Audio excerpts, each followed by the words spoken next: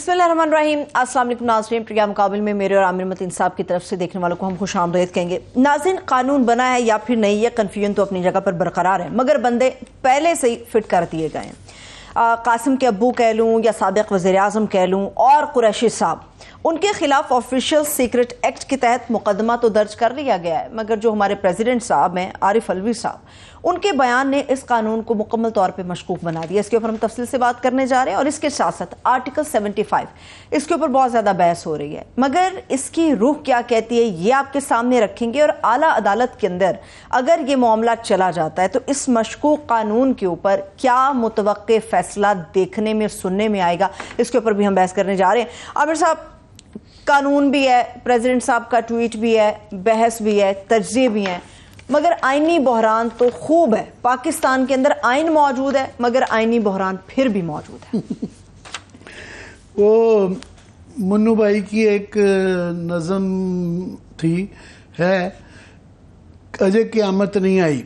उसका लुबलबाब ये था कि वो एक पूरा खाका बनते हैं कि एक क़यामत ही आ गई है, मगर फिर वो उसका आता है आखिर में जो मतला है ना वो कि हजे क़यामत नहीं, ज़रा ठहरे, इससे और भी इनतात, इससे और भी बुरा आ गया है।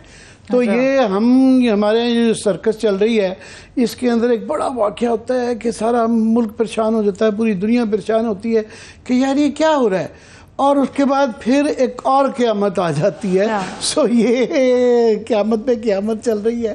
तो उस पर आप ये देखें, ये जो हुआ है, सदर पाकिस्तान जो हैं वो रियासत के सरबराह होते हैं, supreme commander of the armed forces होते हैं, और फिर वो फेडरेशन, 4 इकाइयाँ जो हैं पाकिस्तान के 4 सूबों की, उनकी नुमाइंदगी करते हैं, उन सब के सरबराह होते हैं। गवर्नमेंट ऑफ द डे जो एग्जेक्टिव या प्राइम मिनिस्टर होते हैं वो उस तरह सरबराह या सुप्रीम कमांडर के, ये तीनों होते हैं, उनके पास नहीं होते। सो ये एक ऊपर की एक चीज़ है उनका।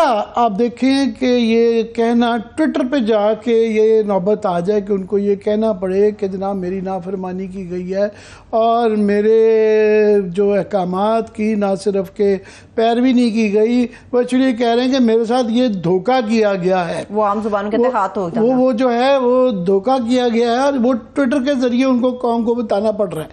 अब आप इमेजिन करें कि बरतानिया के पहले तो मलका होती थी, अब बादशाह हैं, उनका फरमान, जो अमेरिकी सदर का फरमान, वो कहें जी हमने ये अपनी इंस्ट्रक्शंस दी थी, वो एक अलग बहस है कि रिटर्न फलाना, वो उस पर बाद में आएंगे, कि उनके अहकामात की ये पैरवी ना हो या उनको ये आगे कहना पड़े मलका या बादशाह या सदर अमेरिका के को कि ट्विटर के ज़रिए वो कहें कि जी हमने ये इंस्ट्रक्शंस दी थी, ये हमारे मुताबिक नहीं फॉलो की गई और हमें अंडरमाइन किया गया है, यानी हमारे खिलाफ एक किस्म की साजिश हुई है और धोखा किया गया है। ये पूरी दुनिया में क़यामत आ जाए, उन मुल्कों में तो आएगी आएगी, मगर यहाँ मैंने कहा ना अभी क़यामत नहीं आई। क़यामत की ज़रा तफसील सुन लें कि इस पे हमारे साथ वकला हज़रात आएंगे, लीगल बहस शाम से लोग सुन रहे हैं कि आया ये तशरीह जो थी 75 आर्टिकल की ठीक थी, क्या वो कर सकते थे, नहीं, वो उस पर अलग बहस करेंगे। लीगल बहस शाम से चल रही है, हम भी उस पर बात करेंगे। और ये भी कि इसका हल क्या गया, अब ये हो गया है तो क्या ये पार्लियामेंट के बाद वापस जाएगा, ये कानून बन गया है नहीं बन गया, अदालत में जाएगा, इस पर भी बाद में बहस करेंगे। सदरी गफलत वाया उनकी कितनी थी नहीं थी, इस पर भी बाद में है। असल जो हम बात करना चाह रहे हैं, जो ये लतीफ़ा है, लतीफ़ा ये है कि ज़रा इसका बैकग्राउंड समझ लें कि जब ये कवानीन आए, आर्मी एक्ट और ऑफिशियल सीक्रेट एक्ट जो है, ये हमें ये बताया गया था इसके मतलब 2-3 चीज़ें कि ये ऑफिशियल सीक्रेट एक्ट जो है वो पहला वाला जो था वो 2 को पास हो गया था, ये 8 तारीख को आखिरी दिन पास हुआ। 9 तारीख को असम्बली डिज़ोल्व हो गई, 8 तारीख को पास हुआ। उससे पहले जब नेशनल असम्बली में पास हुआ किसी ने एतराज़ नहीं किया, हालांकि जो ओरिजिनल था उसके अंदर तो था कि सिर्फ शक की बुनियाद पे किसी को उठाया जा सकता है, अंदर कर दिया जा सकता है और उसके बाद चाबी जो है जेल की फेंक दी जाएगी, और बिल्कुल टोटल वो एक जंगल का कानून था। नेशनल असम्बली में वहाँ पीपल्स पार्टी बैठी है, वहाँ पे नून लीग बैठी है, जमहूरियत सो कॉल्ड पार्टियाँ, वहाँ पे नेशनल्स बैठे हैं। वहाँ अख्तर मेंगल साहब ने बाद में लिखा, इनकी तरफ से भी एतराज़ नहीं आया, किसी की तरफ से नहीं आया, सिवाय जमात इस्लामी के। सब ने पास कर दिया। वो 10-15 लोग थे बैठे हुए, जो है कोरम भी नहीं था, पास हो गया। उसके बाद जी सेनेट में चंद लोगों को, रज़ा रब्बानी और 2-4 लोगों को ख्याल आया कि नहीं यार, ये तो मार्शल्ला से भी वर्स्ट है, ज़ियाउल हक के, मुशर्रफ के मार्शल्ला में भी नहीं ऐसा हुआ। उन्होंने कहा नहीं, इसकी कुछ थोड़ी सी चीज़, सो नोक पलक ठीक करके वो भेज अमेंडमेंट्स भेज दी, और वो उसकी, मगर फिर भी वो खौफनाक है।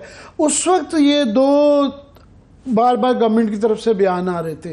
एक ये कि उनसे बार बार सवाल किया था, कई हमने भी किया, मालिक साहब ने भी किया, और भी कई लोगों ने किया, कि जनाब ये टेलर मेड लग रहा है पीटीआई और उसके चेयरमैन को फंसाने के लिए, ये उनके लिए बनाया जा रहा है।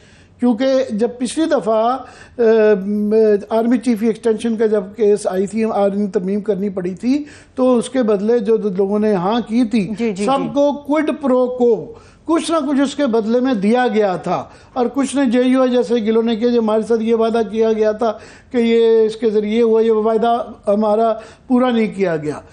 अब इसमें क्या था कि ये सब ने जो पास कर दिया, तो क्विड प्रो क्या था?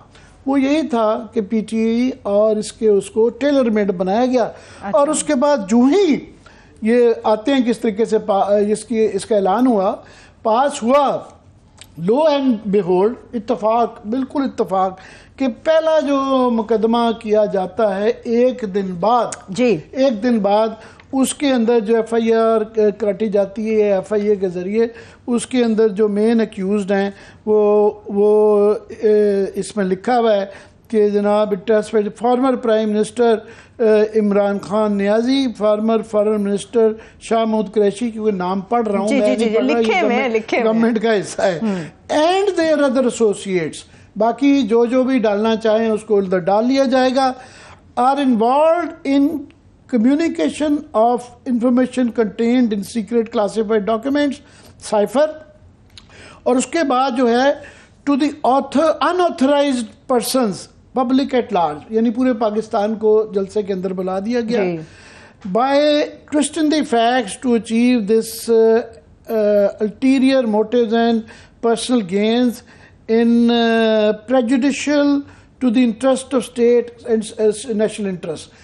ये एग्जैक्ट जो उसके जो ऑफिशियल सीक्रेट एक्ट के अंदर जो अल्फाज डाले गए थे वो टेलर मेड यहाँ पे आ जाते हैं। और उसके अंदर जो मैं आगे ऐड कर दूं, जो इसके अंदर लोगों ने नहीं की गौर चीज़, कि इसके अंदर जो मुखबर डाले गए हैं और फ़ियाम में बताया जा रहा था कि ये सब अप्रूवर बनेंगे, और दरमियान में उनका एक मुबैना तौर पे आया भी था, नहीं उनका एक आया भी था कि जनाब ये उन्होंने कोई बयान भी दिया है कि जी ये एतराफी बयान था, एतराफी बयान, मगर इसके अंदर इन्फॉर्मेंट के तौर में name and residence of informant and complainant, वो है यूसुफ नसीम खोकर साहब, इंटीरियर सेक्रेटरी जो थे पहले थे ना उस वक्त, उनका नाम दिया हुआ है कि वो इन्फॉर्मर हैं और वो क्लेमेंट हैं, ये उनकी इतला पे हुआ है।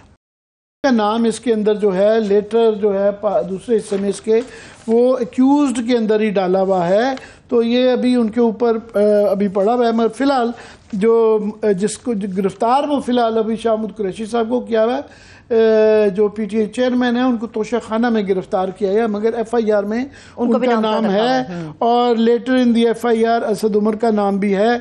तो उसके बाद पूरी एक इसके अंदर एक रुदाद लिखी गई है कि जी PM office was deliberately cabinet custody, कि जी इसके बाद जो है पूरी उसके कि जिन्होंने जानबूझ के रखा, उसके बाद जी अभी भी उनकी ही इलीगल पोजेशन में है, रिटेंशन ऑफ द एक्यूज्ड उनकी रिटेंशन में है। याद रहे कि इस कानून के अंदर पहले जुमला था, लफ्ज था ऑब्टेन करना, ऐसी कोई डॉक्यूमेंट चेंज करके रिटेन करना डाला गया, ऑब्टेन को रिटेन किया, जो एग्जैक्टली इसके अंदर वो डाला गया।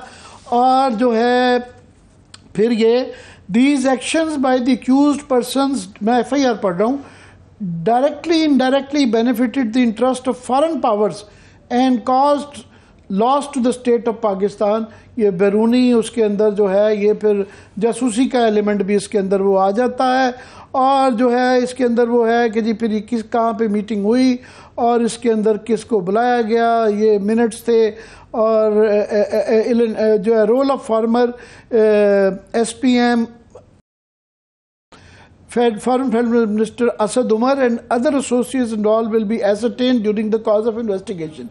यानी ये छोड़ दी जैसे लोगों के लिए कि वो अभी डायरेक्टली एक्यूज नहीं किया गया, उन पे किया। अगर वो ताउन करेंगे तो वो शायद, अगर वो प्रूवर बन जाएंगे तो वो शायद उनकी जान बख्शी हो जाएगी, वरना नहीं होगी। इन्फॉर्मर में असद मजीद का नहीं नाम आना चाहिए था? नहीं, अब ये यहाँ पे वहाँ पे मैं आ रहा हूँ कि असद वहाँ पे कि ये साइफर का जो लोग बाद में आता हूँ, मगर एक और पहले मैं फैक्ट जरा बता दूँ जो किसी ने अभी तक गौर नहीं था किया। वो गौर ये किया गया है कि अभी जो लेटर आ गया है जिनको मेरा ख्याल है कि अगर इनके खिलाफ ये आ गया था वकार साहब जो कि प्रिंसिपल सेक्रेटरी थे प्रेसिडेंट के, तो उन्होंने एस्टेब्लिशमेंट मिनिस्ट्री में नहीं भेजना चाहिए था इनको। प्रेसिडेंट बाहर आए, उनके पास ये इख्तियार था कि इनको सस्पेंड करके फिर रिकमेंड करना चाहिए था कि इनके खिलाफ जो मुजवजा कानून तरीकाकार है उसके मुताबिक तादीबी कार्रवाई की जाए। तो ये छोटी सजा दी गई है अगर उनका ये कसूर था जिसके लिए उनको इल्ज़ाम लगाया गया है। मगर जो उसके अंदर चालाकी जो मैं बता रहा हूँ जो अभी तक किसी ने गौर नहीं की, वो ये है कि ये उनका जो खत आया उसमें उन्होंने लिखा है कि जनाब ये जो आर्मी एक्ट था वो मुझे 2 तारीख को मिला था जी। और जो है ये जो वाला जो दूसरा ऑफिशियल सीक्रेट एक्ट ये 8 अगस्त को मिला था। अच्छा, 2 को आर्मी तरमीमी एक्ट मिला और ये 8 को ऑफिशियल 8 को मिला। ये आप जरा गौर करने की बात है, ये काफी लोगों ने गौर नहीं किया। तो उसका जो 10 दिन पूरे हो जाते थे वो 11-12 को पूरे हो जाते थे। जो 2 तारीख का था तो वो 10 दिन जो है 10 दिन तक जो है ना वो प्रेसिडेंट अपने पास रख सकते हैं। तो वो 10 दिन तक, तो 11 तारीख को मजे की बात है कि प्रेसिडेंट ने 5 बिल जो है ना प्रेसिडेंसी की तरफ से इशू किया। जब पास हो जाता बिल प्रेसिडेंसी खुद इशू करती है कि सदर मुमलिकत आरिफ अलवी ने 5 बिलों की मंजूरी दी।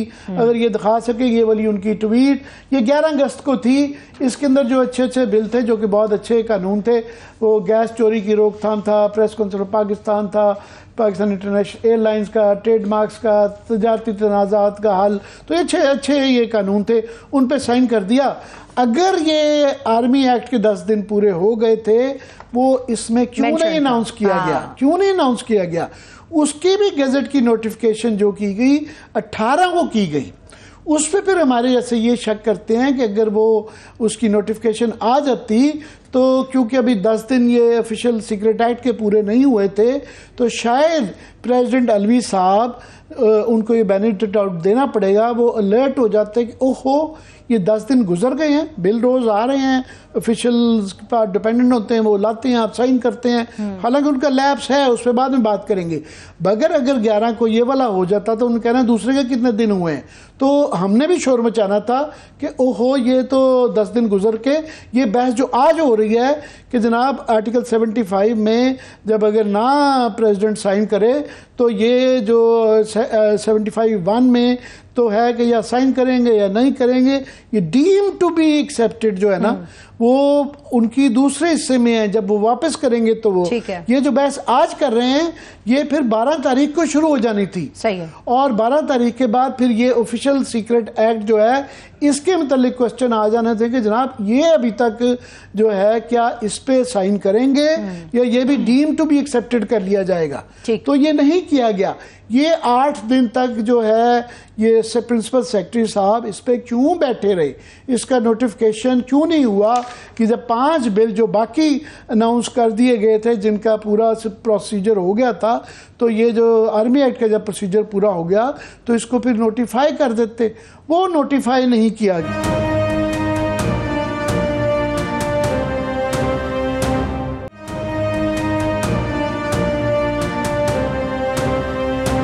मुझे वेलकम करने दीजिए लीगल एक्सपर्ट शाह खावर साहब ने मैं ज्वाइन किया।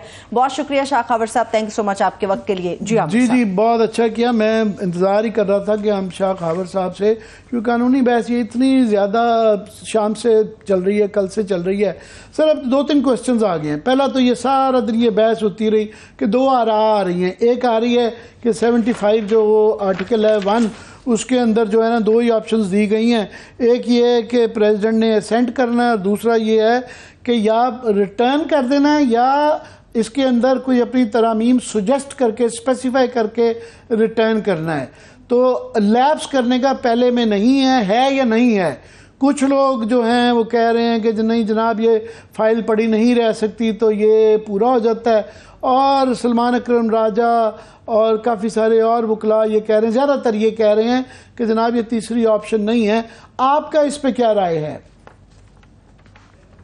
जी आमिर वतीन साहब, ये बड़ी एक टेक्निकल किस्म की बहस चल पड़ी है, और जो सदर मुमलिकत का कल का ट्वीट है उसने जो है ना वो पूरे अवाम को और जितने भी हमारे पाकिस्तानी बैरून मुल्क हैं उनको एक बड़ी हैजानी कैफियत में मुब्तला कर दिया।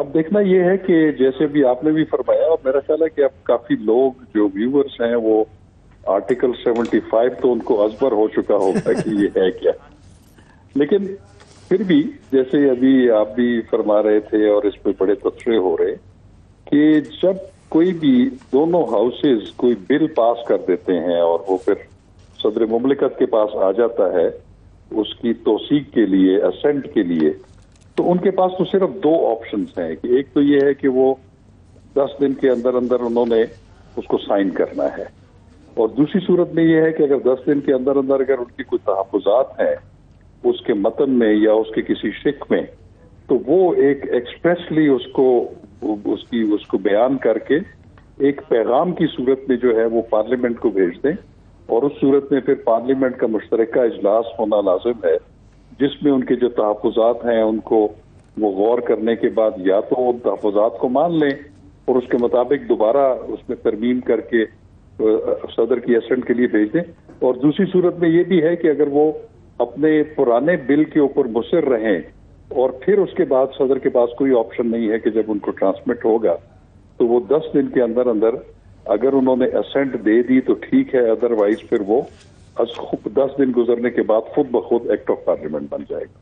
अब हमें इसके जरा थोड़े से तारीखी तनाजुर में देखना पड़ेगा कि ये जो 10 दिन का जो पहला जो ऑप्शन है वो 18वीं तरमीम जो 2010 में पास हुई थी उसमें जो पिछली शिक है उसको चेंज कर दिया गया था। उसमें यह था कि जो सदर मुमलिकत के पास जब ये बिल जाएगा तो वो 30 दिन के अंदर अंदर उनके पास मियाद थी कि उसके ऊपर फैसला करेंगे, या तो वो उसको असेंट कर देंगे, और अगर 30 दिन में अगर वो नहीं करते तो फिर it will be deem to become act of parliament. अब उसको चेंज करके 10 दिन का तो रख दिया गया, लेकिन उसमें डीमिंग क्लॉज जो है वो उन्होंने शायद मिस कर दी। और वो नहीं या सर मैं चाहूंगा कि नाज़रीन को समझाने के लिए कि एक तो आप कह सकते हैं ना मिस कर दी, एक ही है कि उन्होंने चेंज कर दी, और ये बड़ी इंपॉर्टेंट बात है कि अगर चेंज कर दी गई ये हम अज्यूम नहीं कर सकते कि उन्होंने मिस कर दी। जाहिर है जो कानूनदान होते हैं वो एक एक लफ्ज़ को देख के, नोक पलक देख के वो करते हैं, तो वो ख़ास तौर पे ये ख़त्म की गई तो उसका मतलब यही होता है कि डीम का लफ्ज़ पहली जो 75(1) के अंदर से हटा दी गई। तो ये बड़ी इंपॉर्टेंट बात, ये अभी तक किसी ने बात नहीं की थी कि ये खास तौर पे हटाई गई, जिससे कि इसकी बंदा अज्यूम कर सकता है, अखज़ कर सकता है कि उनकी इंटेंशन ये हो सकती थी कि जनाब ये ताकि ये डीम वाला चीज़ ना निकले। जी बिल्कुल, लेकिन मैं आमिर वतीन साहब फिर भी एक बात कहता हूँ कि इर्रिस्पेक्टिव के कौन किस ओहदे पे विराजमान है, मैं बिल्कुल एक गैर जानिबदाराना बात करता हूँ। बात यह है कि सदर मुमलिकत जो है वो पार्लियामेंट का हिस्सा है। अगर पार्लियामेंट की आप डेफिनेशन पढ़ें तो उसमें लिखा हुआ है कि कौमी असम्बली, सेनेट और सदर पाकिस्तान के पास जब एसेंट के लिए जाता है तो वो इसलिए जाता है कि वो पार्लियामेंट का हिस्सा है। ये मैं आम आदमी, क्योंकि लोग अक्सर भूल जाते हैं, वो समझते हैं कि सदर पाकिस्तान एक साइनिंग अथॉरिटी है, वो पार्लियामेंट का 3rd रुकन है और उनके साइन के बगैर कानून नहीं बनता। He is part of the parliament. Please go on. तो फिर मैं ये कहता हूं कि सदर मुमलिकत भी जो भी काम करें उनसे तवक्को की जाती है कि उन्होंने जो अपना हल्फ लिया हुआ है कि जिसमें उन्होंने कहा है कि मैं आइन की पासदारी करूंगा और इसको अपहोल्ड करूंगा, और उसमें फिर ये है कि जो आर्टिकल 75 में उनको जो 2 ऑप्शंस दी गई हैं उनको दोनों ऑप्शन एक्सरसाइज करना जरूरी है। 3rd ऑप्शन की गुंजाइश नहीं है। अब अगर उनकी तरफ से ये आया है कि उन्होंने एक तो 10 दिन में दस्तखत भी नहीं किए, और जो 2nd ऑप्शन है जिसमें वो उसको रिकंसिडरेशन के लिए अपने तहफ़्फ़ुज़ात के लिए एक पैगाम की सूरत में, एक मैसेज की सूरत में पार्लियामेंट को वापस भेज दें, वो भी नहीं किया, तो उन्होंने फिर ये मुनासिब समझा कि शायद कि मैं इस पे कोई भी अमल ना करूं, ना ऑप्शन 1 इस्तेमाल करूं, ना 2 करूं, तो वो फिर 10 दिन गुजरने के बाद ऑटोमेटिकली वो गैर मौसर हो जाएगा। इसकी भी आइन में एज सच कोई एक्सप्रेस प्रोविजन मौजूद नहीं है जिसने इस तनाज़े को जो है वो शक्ल दे दी है। तो अब मैं ये कहता हूं कि अब ये जो तनाज़ा सामने आ चुका है, अब इसको किसी न किसी तरीके से हल तो होना है। वो हल फिर कैसे होना है? अब यहाँ 2-3 ऑप्शंस कही जा रही हैं। एक तरफ से ये कहा जा रहा है कि जी ये क्योंकि अब इसके बाद नहीं किया तो ये फिर लैप्स हो गया, ये अगली असेंबली डिसाइड करेगी। या दूसरी ऑप्शन ये कही जा रही है कि जनाब ये अदालतों में, अब अदालतों में भी ये बहस है कि आया हाई कोर्ट में पहले जाएगा और फिर सुप्रीम कोर्ट में जाएगा, या 184(3) जिसके आगे ही पहले कॉन्ट्रोवर्शियल हो गया है तो ये सुप्रीम कोर्ट में डायरेक्टली जाएगा। देखिए आमिर साहब, ये बड़ा एक मैं आपको बताता हूँ कि मेरे दानिश में इसका हल क्या है। देखें, सदर मुमलिकत का जो ओहदा है वो पाकिस्तान का सबसे बड़ा ओहदा है। सदर मुमलिकत जो है वो पाकिस्तान की यूनिटी और फेडरेशन की अलामत है। अब उनकी तरफ से एक बात आ रही है और उसकी आज कंट्रडिक्शन कल वजारत दाखिला ने भी कर दी, इससे भी एक तनाज़ा पैदा हो गया, एक कंट्रोवर्सी जो है क्रिएट हो गई। और अभी आपने देखा होगा कि जो principal secretary to the president जिनको उनके प्रेसिडेंट के हुक्म से हटाया गया, उनको सबकदोश कर दिया गया, उन्होंने भी एक नया एक रिप्रेजेंटेशन दे दी है। सदर मुमलिकत को एक तहरीरी अपनी वजाहत पेश की है, उन्होंने फिर एक नई बात कर दी है। तो अब मसला ये है कि अब एक तनाज़ा खड़ा हो गया है।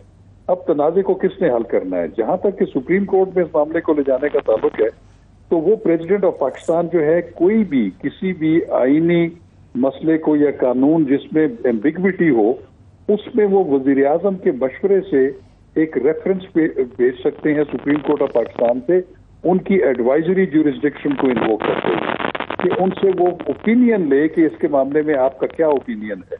अब मसला ये है कि सदर ये खुद इख्तियार इस्तेमाल नहीं कर सकते, वो इस पे बाउंड है कि वो वजीर आजम के मशवरे से ऐसा कर सकते हैं, और वजीर आजम जो है वो फिर कैबिनेट की मंजूरी से ऐसा सवाल रेज करती है जिसको निगरान वजीर आजम भी के पास भी वही इख्तियार है जो कि एक इलेक्टेड के पास है। मेरा ख्याल है कि वैसे तो उसमें जो सुप्रीम कोर्ट के जो फैसले हैं वो तो यही है कि जो निगरान हुकूमतें हैं या वो तो डे टू डे अफेयर्स को ही डील करेंगी, क्योंकि उनका मकसद तो सिर्फ इलेक्शन प्रोसेस को ओवरसी करना है और एक स्टॉप गैप अरेंजमेंट के तहत जाना है। लेकिन अगर ऐसी सिचुएशन पैदा हो जाए तो मेरा ख्याल है कि इसमें कोई ऐसी कदगन मौजूद नहीं है कि वो जो कैबिनेट है, इवन केयर टेकर कैबिनेट है, क्योंकि एक आईनी और एक कानूनी डेड ब्लॉक पैदा हो गया है। अब उसको किसने सेटल करना है, वो तो फिर सुप्रीम कोर्ट ऑफ पाकिस्तान की जो एडवाइजरी ज्यूरिसडिक्शन है उसको ही इन्वोक किया जाता है। बिल्कुल शाह खबर साहब, मैं माजरत के साथ आपको भी यहाँ पे रोक रही हूँ। Legal expert barrister Ahmad Pansota साहब ने भी ज्वाइन किया। बहुत शुक्रिया बैरिस्टर साहब, थैंक यू सो मच आपके वक्त के लिए। अच्छा, उनके साथ लाइन थोड़ा इशू कर गई है, कुछ देर में उनको दोबारा लेते हैं। प्लीज शाह खबर साहब। मुझे वैसे डाउट है शाह खबर साहब के ये निगरान काबीना या वजीर आजम ऐसी इंस्ट्रक्शंस देंगे।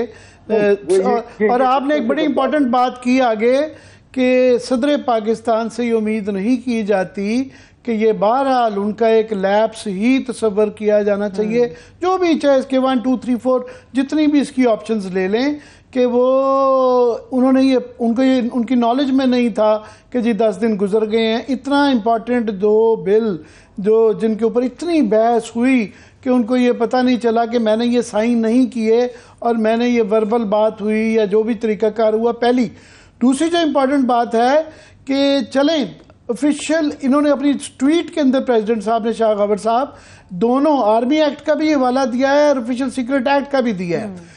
आर्मी एक्ट जो है वो 2 अगस्त को आया हुआ था और वो 11 को लैप्स हो जाता था। तो उसके चलो इसका तो बहाना हो सकता है कि उजलत में 1-2 दिन का फर्क पड़ा ऑफिशियल सीक्रेट एक्ट का। तो आर्मी एक्ट को आए हुए तो 20 दिन हो चुके हुए थे। 20 दिन में उनको ये नहीं पता चला कि जनाब ये एक बिल आया हुआ है और मैंने साइन नहीं किए। क्या कहेंगे? जी अमर मतीन साहब, मैं आपको बताऊं कि वो जो कल सदर मुमलिकत की जो ट्वीट है उसने बहुत सारे सवालिया निशान भी उठा दिए।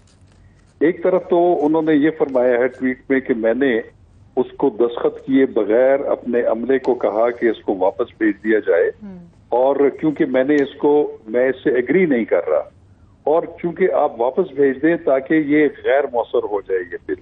लेकिन अगले पोर्शन में वो फिर ये फरमाते हैं, वो कहते हैं कि मैं उनसे माफी का ख्वास्तगार हूं, उनसे माफी मांगता हूं कि जो एक इन कवानीन साजी के नतीजे में जो मुतासर हो रहे हैं या होंगे। तो इसका मतलब ये हुआ कि उन्होंने सेकंड पार्ट में ये भी कह दिया कि ये बिल जो है ये कानून का दर्जा हासिल कर चुका है।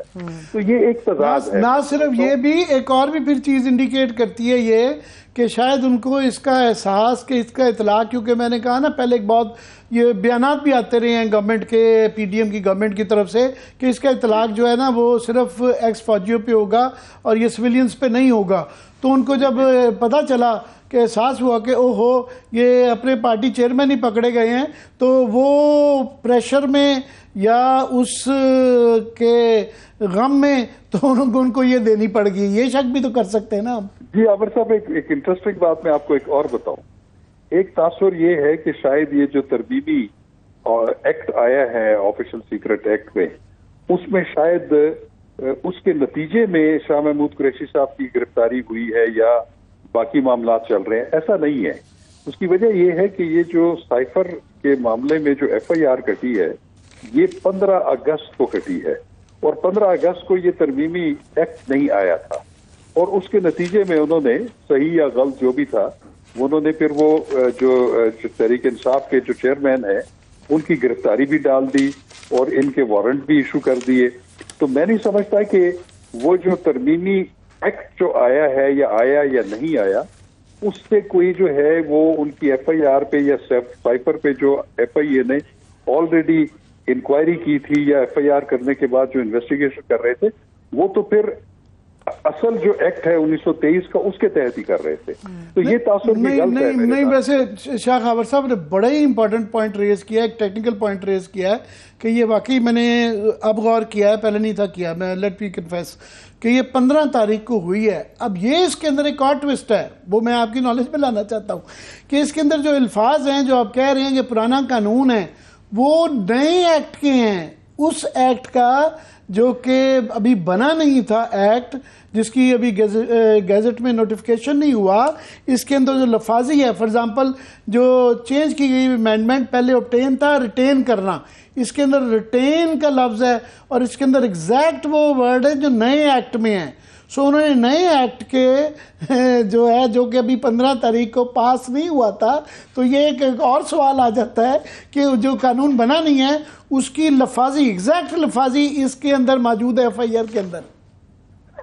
देखिए अमर साहब, मैं आपको एक बात बताऊं कि कोई भी जिस एक्ट में तरमीम हो या कोई ऐसी चेंज आ जाए बाद में, तो उसमें जो एक उसूल है, जो इंटरप्रिटेशन ऑफ लॉ और कॉन्स्टिट्यूशन का जो एक लॉ है, पूरा सब्जेक्ट है, उसमें यह होता है कि अगर एक लॉ की इनकम्बेंसी के दौरान अगर किसी पे मुकदमा कायम हो गया है और सब्सिक्वेंटली उसमें तरमीम हो गई है और उसमें सजाएं या उसमें कुछ चीजें जो हैं वो पहले से जो मुल्जिमान हैं उनके लिए जो है वो तकलीफ का बायस है या उनकी सजाओं में ज्यादती या उनके डेट्रीमेंटल हैं उनके राइट्स के, तो वो तो एक वैसे भी मुसलमान उसूल है कि जो किसी एक्यूज के जो पहले कानून के साथ ट्रीट हो रहा है, अगर फ्यूचर में उसको सख्त सजाओं का या सख्ती का अगर सामना करना पड़े नेक्स्ट सब्सिक्वेंट लेजिस्लेशन से, तो उसका जो है ना रिट्रोस्पेक्टिव इफेक्ट नहीं होता, वो उसका प्रोस्पेक्टिव इफेक्ट होता है।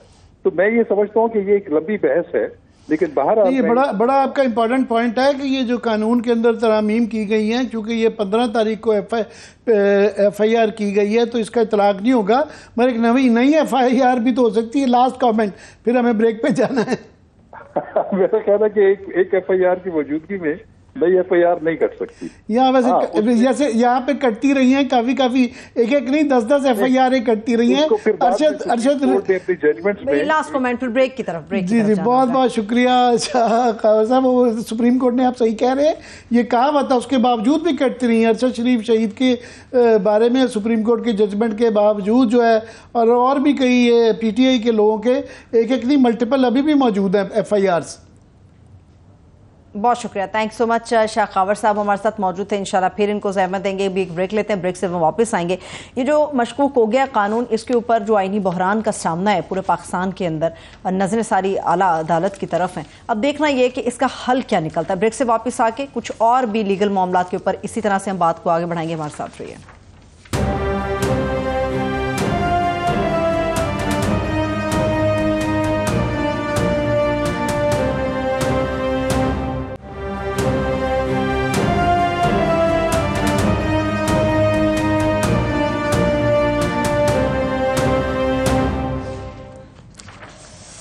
ब्रेक के बाद एक बार फिर से खुशामदीद कहेंगे। इसी लीगल मामले के ऊपर मजीद भी बहस करेंगे। इस वक्त हमें लीगल एक्सपर्ट बैरिस्टर अहमद पंसोटा साहब ने ज्वाइन किया। बहुत शुक्रिया बैरिस्टर साहब, थैंक यू सो मच आपके वक्त के लिए। जी बहुत शुक्रिया पंसोटा साहब। मैं क्विकली जो दो तीन चीज़ें, क्योंकि ये बहस शाम से कल से चल रही है, तो दो तीन चीज़ें नई आश्कार हुई हैं। वो जो सेक्रेटरी साहब ने ख़त लिखा है और जो कि बिल्कुल सर्कुलेट हुआ हुआ है, हालांकि उसको बताया जा रहा था कि कॉन्फिडेंशियल है, but it has been release to everybody, तो वो नहीं है कॉन्फिडेंशियल, उसकी क्या रह गई है। तो उसके अंदर दो तीन चीज़ें हुई हैं कि एक बिल जो था वो जो आर्मी एक्ट था वो 2 तारीख को भेजा गया, और दूसरा जो है वो भेजा गया वो 8 दिन बाद 9 तारीख को असेंबली डिज़ोल्व हुई, तो उसके बाद गया। तो मगर जो 10 दिन का कहा जा रहा है, जो आर्मी एक्ट था उसको 11-12 को पूरा हो जाता है। 11-12 को 5 बिल हुए, उसका नोटिफाई नहीं किया गया। तो क्या कहेंगे आप?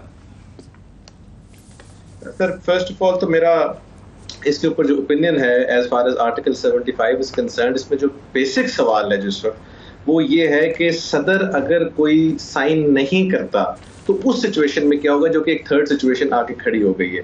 लोग ये कह रहे हैं कि सदर के पास सिर्फ 2 इख्तियार हैं कि या वो असेंट देगा या वापस भेजेगा।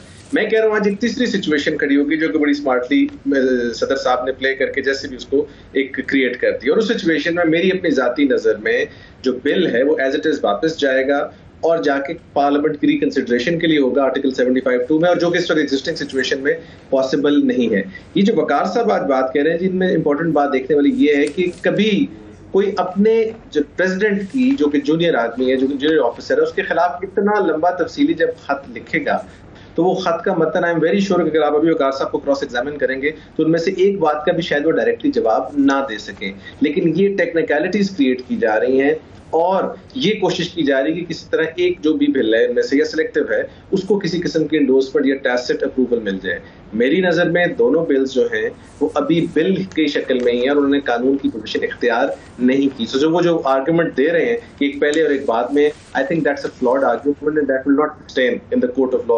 आप ये कह रहे हैं कि जनाब ये जो बाइनरी सिस्टम बना दिया है कि जनाब 1 और 2 कि जनाब या आप साइन करेंगे या आप दूसरी जो ऑप्शन दी गई है, तो अगर there is a third situation of a third option, तो वो पार्लियामेंट के पास सेनेटर या कौमी असम्बली के पास वापस जाएगा। ये आप कह रहे हैं? मैं दोबारा रिपीट करना चाह रहा हूँ। जी मैं ये कह रहा हूँ, लेकिन जो थर्ड ऑप्शन है सर, देखें ऑप्शन थर्ड इसलिए क्रिएट हुई है कि प्रेसिडेंट ने वो क्रिएट की है। मैं पर्सनली फील करता हूं कि प्रेसिडेंट ऑफ पाकिस्तान को इस थर्ड ऑप्शन को क्रिएट नहीं करना चाहिए था, या उनको वापस भेज देना चाहिए था या उनको साइन करना चाहिए था। ये थर्ड ऑप्शन में आके प्रेसिडेंट की कॉन्डक्ट को भी देखा जाएगा कि क्या इसके पीछे कोई अल्टीरियर मोटिव या किसी को बेनिफिट करना या कोई और रीजन तो नहीं था। ये थोड़ी सी ऐसी सिचुएशन है जिसमें इस वक्त प्रेसिडेंट साहब थोड़ा सा स्टक हैं, लेकिन कानूनन नो डाउट ऑन पेपर 2 ही सिचुएशंस हैं। अब ये तीसरी क्रिएट करके कॉन्स्टिट्यूशनल क्राइसिस बना दिया उन्होंने, और उस कॉन्स्टिट्यूशनल क्राइसिस का बेनिफिट जो है वो ये है कि कानून शक्ल नहीं बन सका ये दोनों के दोनों बिल्स। बैरिस्टर साहब अभी अशतर उसाफ साहब को मैं सुन रहा था, वो कोई हाई कोर्ट लाहौर का कोई कोर्ट कर रहे थे केस लॉ कि जिसके अंदर गवर्नर के पास फाइल पड़ी रही और वो उनके बकौल आसिफ सईद खोसा साहब का वो फैसला है कि जनाब ये कोई ऐसी सिचुएशन नहीं जिसके अंदर फाइल पड़ी रहे। अगर फाइल पड़ी रहेगी तो it will be deemed to have been accepted. क्या कहेंगे? नहीं सर, मैं तो कॉन्स्टिट्यूशनल की क्लियर जो पोजीशन है आर्टिकल 75(1) की उसका तज़किरा करना चाहूंगा। जस्ट बिकॉज के वो पड़ी रही है तो वो डीम असेंट है, वो नहीं। उसकी वजह यह कि फिर आपको इस कानून की थोड़ी सी हिस्ट्री देखनी पड़ेगी। पहले सबसे पहले डीम्ड असेंट दिया गया, फिर 1980s में इस डीम्ड डिसेंट को वापस लिया गया, फिर 18वीं तरमीम में ये डीम्ड डिसेंट वापस आया। सो अगर एक चीज एक्सप्रेसली कानून में दी गई है या आइन में दी गई है यहाँ पर, तो देखना पड़ेगा कि उसका लेजिस्लेटिव इंटेंट क्या है, और वो जो इंटेंट है वो 75(3) में लिखा हुआ बड़ा क्लियर, और वो ये है कि जब आप कानून वापस भेजते हैं 75(2) सॉरी, तो वो कानून वापस जाता है पार्लियामेंट, अगर उसका फुल हाउस जिसे कहते हैं, अपर बॉडी और लोअर हाउस दोनों उसको अप्रूव कर देते हैं जॉइंट सेशन में, तो वो वापस आ जाएगा। और अगर उस बिल को वापस सदर को जब भेजा जाता है, सदर नहीं अप्रूव करते, तो वो एक उसको असेंट मिल जाएगा। ये असेंट 75(1) में 3 में किसी और जगह पे उस तरह नहीं दिया गया जिस तरह इस सिचुएशन में कहा जा रहा है। जैसे वो कह रहे हैं, अख्तर साहब जिस फैसले का तज़किरा कर रहे हैं, वो है अगर पार्लियामेंट रिकंसिडर करके दोबारा भेज देती है और सदर साहब के पास फाइल पड़ी रहती है, वो साइन नहीं करते, तो वो जैसे हम वो असेंबली डिसोल्यूशन का था 48 आवर्स में बाय फ्लक्स ऑफ टाइम, यहाँ पर भी फ्लक्स ऑफ टाइम है। लेकिन ये असेंट रीड इन करना, उसने जब अपना जुडिशियल माइंड अप्लाई नहीं किया, या सॉरी माइंड अप्लाई नहीं किया, आई थिंक ये ओवर स्ट्रेचिंग होगी आइन की मंशा ये नहीं है, लेजिस्लेटिव इंटेंट ये नहीं है। बिल्कुल, ये इसके अंदर जो FIR है, ये इसके अंदर साइफर को लहराना, साइफर के क्योंकि इर्द गिर्द ही है, और उसको लहराना और शेयर करना, पब्लिक एट लार्ज भी उसमें डाला हुआ है कि पब्लिक जो पूरी पाकिस्तान के लोग इसके अंदर वो आते हैं, सबको ये बता दिया गया छोटा साहब, क्योंकि ये अब जो इसकी काफ़ी सारी जो FIR की लैंग्वेज है वो उसको मिसयूज़ करने पे और इसको के साजिश बनाया गया उसके ऊपर है। तो वो NSC की मीटिंग में सबको पता है डिस्कस भी हुआ, और ये फिर इसका DGISPR ने DGISPR जो थे उस वक्त, उनकी तरफ से ये भी आया, इकरार भी किया गया। तो एक्यूज्ड में फिर जो है सिर्फ PTI चेयरमैन और शाहमूद कुरैशी हैं और एसोसिएट्स हैं, मगर फिर तो जो NSC में बैठा था वो सारे एक्यूज्ड नहीं होने चाहिए।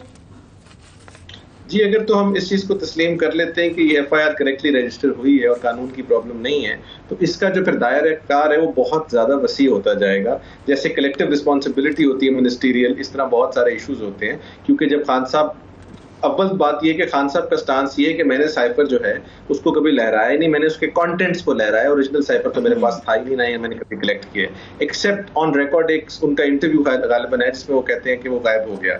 लेकिन जो गायब हो गया की बाद में तफसील देते हैं, वो भी कहते हैं कि कोडेड डॉक्यूमेंट जो है मेरे पास जिस पर ये था कि साइफर के कॉन्टेंट्स क्या है, but it is not actually the cipher. Let's say कि अगर वो उस सारे के सारे इशू के ऊपर तफ्तीश करते हैं, तो तफ्तीश का दायरा कार तो फिर कैबिनेट तक जाएगा, कैबिनेट से बियॉन्ड जाएगा, जिस तरह आपने बताया कि जो आपकी फॉरेन हाई कमीशन है, आपकी एम्बेसी है, वहां पर उसके स्टाफ तक भी जाएगा। तो ये किसी एक जगह रुकेगा नहीं। जनरल कमर बाजवा उसके अंदर थे, अब क्योंकि अब फैशनेबल हो गया है नाम उनका लेना, जब तक वो थे कोई डर के मारे नाम नहीं लेता था, तो अब वो जो चला जाता है उसके मुतालिक हर कोई खुल के बात करता है, उनका कोई हमें ममानत नहीं है, वो उस मीटिंग के अंदर बैठे हुए थे। देखिए, ये तो आपकी बात दुरुस्त है कि तफ्तीशी इदारा जिसको फील करता है, और बजाय जिस तरह आपने नाम लिया बाजवा साहब का कि शायद उनका भी इसमें रोल आता है, तो तफ्तीशी इदारा अगर फील करता है कि उनको शामिल तफ्तीश किया जा सकता है तो बुला लेंगे। लेकिन ये सारे का सारे at the end of the day rest solely with the FIA कि FIA अपनी तफ्तीश में किस को समझता है कि इसमें बुलाया जाए। लेकिन ये मैं आपको प्रेडिक्ट कर दूं कि जितने लोग आप इनलार्ज करते जाएंगे, वो उनको भी इस चीज का आइडिया है, उतना खान साहब का केस आसान होता जाएगा। So they will try and restrict it to few witnesses, 4-5 main बंदे, ताकि वो उस केस के अंदर जो अपना उनका मुद्दा है FIA का, वो उसको प्रूव कर सके। ये तो वैसे ही क्रिमिनल लॉ में जब आपके बहुत सारे ज्यादा विटनेसेस डल जाएं तो चीज वैसे ही प्रूव करना बड़ी मुश्किल हो जाती है, बिकॉज जो कानून में थ्रेशोल्ड है वो बियॉन्ड रीजनेबल डाउट है, तो वो शायद आसान नहीं होता प्रूव करना। तो मैं समझता हूं कि वो इस पे बड़े केयरफुल रहेंगे, and the prime target would be Shah Mahmood साहब, ये 2-3 जो उनके इर्द गिर्द के मेन लोग हैं।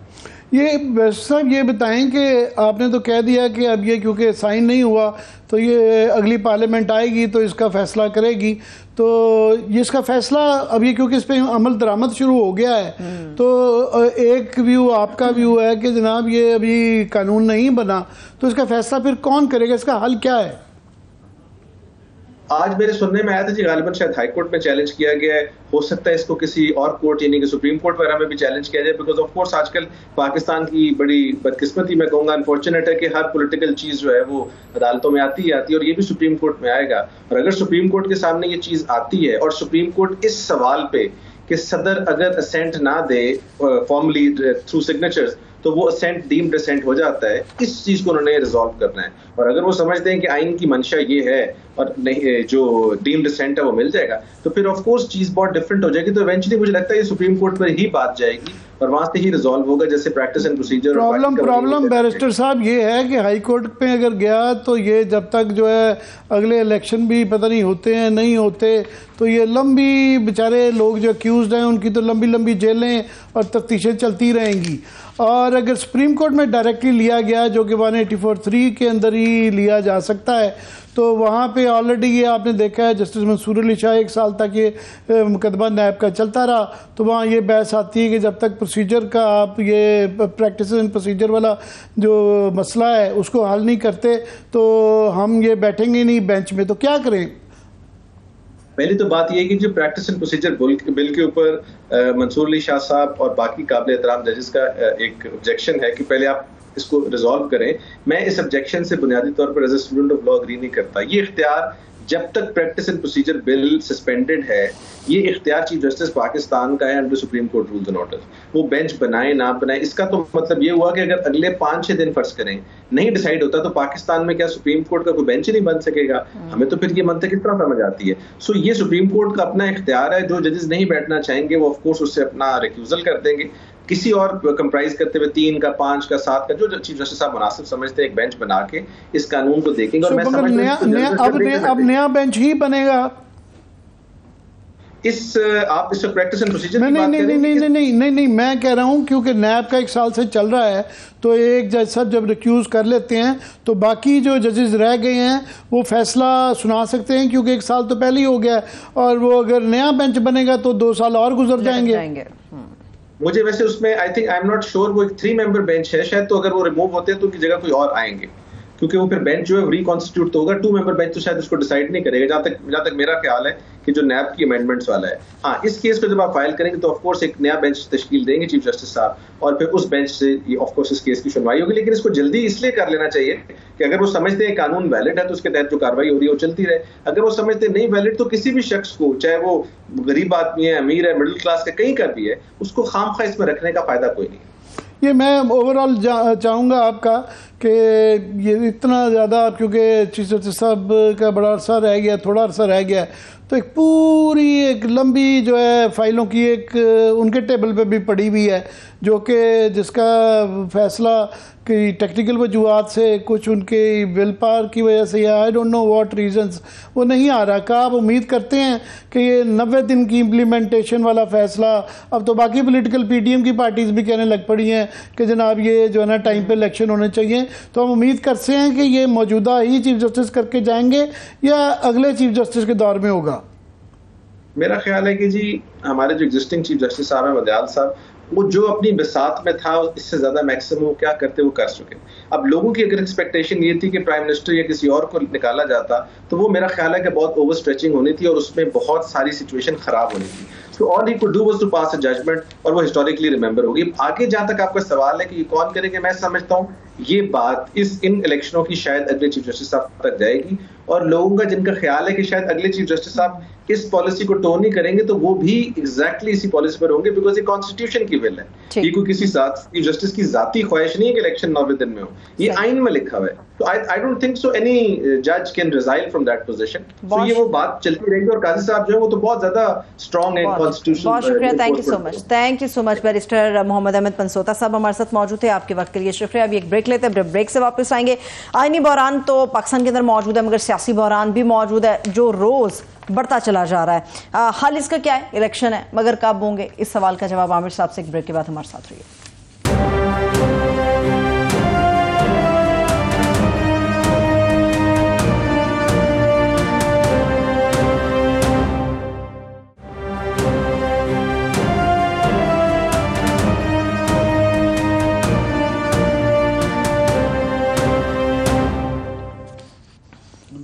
ब्रेक के बाद एक बार फिर से हम आपको खुश आमदेद कहेंगे। पंच साहब आपकी गुफ्तगू आपने आमिर साहब सुनी थी, लेकिन मैं अपने सवाल पे अभी भी कायम हूँ। जो आपने ये FIR बताई उसमें खोकर साहब का नाम है और आजम खान साहब का नाम है, इसमें कुरैशी साहब का है, कासिम के अब्बू भी इसमें शामिल है, मगर मुझे बताइए असल मजीद, असल में तो खुर्रा वहां से निकलता था, वो कहाँ है? वो ये इन्फॉर्मेंट तो बड़ा एक मोतबर सा लगता है, वो जो उर्दू के अंदर मुखबर है ना, मुखबर से वो ज़रा और किसी का इम्प्रेशन बनता है कि जी मुखबर इसका, और जो शिकायत कुनंदा जो है ना, कंप्लेनेंट जो है ना, वो यूसुफ नज़ीम कोकर साहब है। ये किसी ने गौर नहीं तक किया।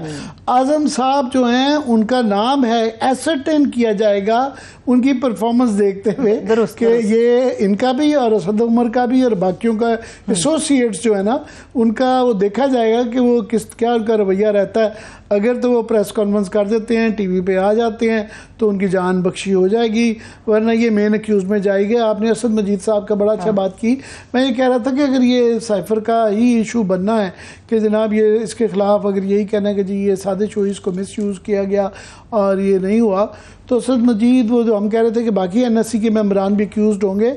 असद मजीद साहब याद रहिए कि उनको जब ये वो अमेरिका के एम्बेसडर थे, उन्होंने बिल्कुल, और उनकी बहुत ज़्यादा इज़्ज़त है पूरी फॉरेन ऑफिस के अंदर, और उनको बाद में ना सिर्फ के रिटेन किया गया, उनको जो है फॉरेन सेक्रेटरी बनाया गया ना, गवर्नमेंट का मुलाजिम है। क्योंकि जो है उनकी जो काबिलियत थी उसको कोई डिनाई नहीं करता था। उनके वो लोग जो हालांकि वरना इस तरह की चीज़ आती और उस पर खड़े रहे, उन्होंने बैकआउट नहीं किया।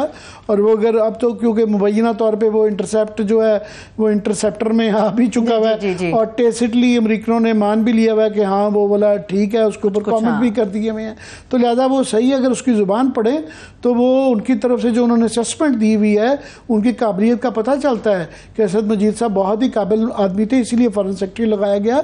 तो ये एग्जैक्टली फिर इसके अंदर बहुत ज़्यादा नाम आ जाते हैं। मगर जो है वकार साहब का मुझे ये ज़रूर है कि उनका मुखालिफ पार्टी बता दें, अलवी साहब की मुखालिफ पार्टी में से नहीं, अलवी साहब की वो मुखालिफ पार्टी, वो रियासत के सरबराह हैं, वो एक अदना मुलाजिम है उनके मुकाबले में, वो यहाँ पे हैं तो वो बिल्कुल यहाँ पे हैं नहीं उनके साथ, क्योंकि अलवी साहब ने अगर ये समझते हैं कि उनकी तरफ से ये मेलाफाइडी थी या उनकी तरफ से लैब्स था, गफलत थी, जो भी था, उनको एस्टेब्लिशमेंट डिवीजन नहीं पहुंचाना चाहिए था, उनको सस्पेंड करना चाहिए था और फिर हदायत देनी चाहिए थी विद रिकमेंडेशन कि इनके खिलाफ एक्शन लिया जाए।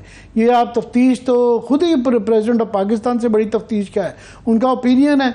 वो अल्टीमेटली आप देखें जो कत्ल की सज़ा होती है उसकी बाकी तमाम अगर एवेन्यू ख़त्म हो जाए, प्रेसिडेंट ऑफ पाकिस्तान के पास ये इख्तियार होता है कि वो कत्ल भी माफ़ कर सकता है, वो किसी आदमी को अगर वो छोड़ना चाहें तो वो छोड़ सकते हैं। तो उनके पास इतने इख्तियार आते हैं। प्रेसिडेंट ऑफ पाकिस्तान जो हैं वो भी वो सिंबल ऑफ पाकिस्तान है, वो बिल्कुल, तो उनको किसी से पूछने की जरूरत नहीं। वो ये बिल्कुल वो कह रहे थे कि जी advice of the prime minister पे, उस पर सुप्रीम कोर्ट है, आई एम श्योर उनके और भी इख्तियारात, अगर इस तरह का इस लेवल पे जाके इतना बड़ा लैप्स हुआ है, चाहे मेलाफाइडी था, अनइंटेंशनल था, जो भी था, अगर ये हुआ है तो उनके इख्तियारात बहरहाल और वसी बन जाते हैं। कानूनी इख्तियार के अलावा उनके पास इखलाकी जवाब भी आ जाता है।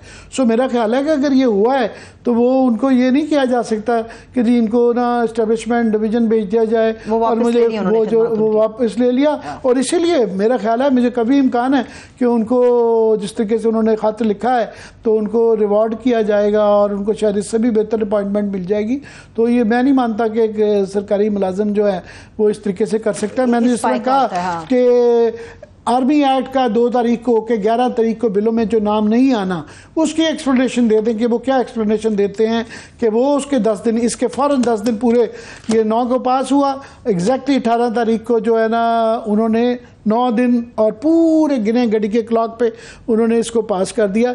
घड़ी के क्लॉक के जब 5 बिल बाकी आए हुए थे तो ये आर्मी एक्ट का क्यों नहीं पब्लिक किया गया, क्योंकि वो पब्लिक डोमेन में आ जाना था। हमने बहस करनी थी कि हो पास कर दिया इन्होंने, सदर साहब ने, जब ही आ जानी थी डीम टू बी एक्सेप्टेड, उसके अंदर भी क्योंकि किया गया है, इसके अंदर भी किया गया, तो ये बहस जब छिड़ जानी थी उससे ये खदशा था इस बात का, हम ये शक कर सकते हैं, हम ये अखज़ कर सकते हैं कि इसीलिए उसको नहीं नोटिफाई आर्मी एक्ट को किया गया, क्योंकि ये इसका इंतजार किया जा रहा था कि ये भी गुजर जाए। ठीक है, अब पता नहीं इसमें सदर साहब की भी लैब्स की वो हमने तो निशानदेही की है कि ये सदर से एक्सेप्ट नहीं आ जाता कि उनको ये ना पता हो कि जनाब ये इतने दिन से पड़ा हुआ और मैंने साइन नहीं किया। सही है, ठीक है। अच्छा, इसी से रिलेटेड आमिर साहब एक और भी चीज़, बजाय इसके कि हमें इस मामले के ऊपर बहस करनी चाहिए, सियासतदानों को, आला पाए के जितने भी सियासतदान हैं, बड़े कद के जितने कदावर लोग हैं, उनको इस बात पे बहस करनी चाहिए कि ये सारा कुछ हुआ कैसे।